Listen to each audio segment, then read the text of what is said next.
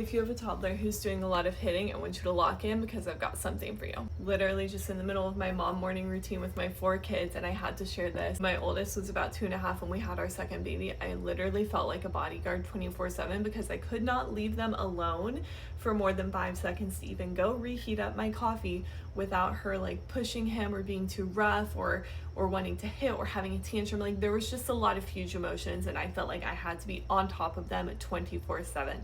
And I wish I had had this back then because it would have made the biggest difference. One of the main things that I started to do and that I now teach all of my mom's students when it comes to hitting, you have to give your little one a different outlet to get that energy out, whether it's frustration, jealousy, anger, upset, or just dysregulation. And I wish I had had this back then. This is the Team Supercrew SOS kit.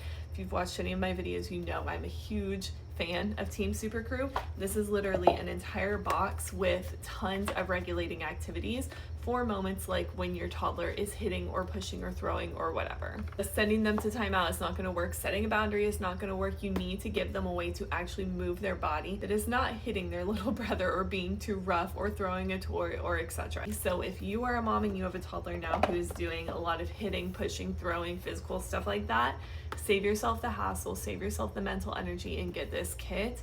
And you will literally have 80+ different activities in here to do when they're dysregulated.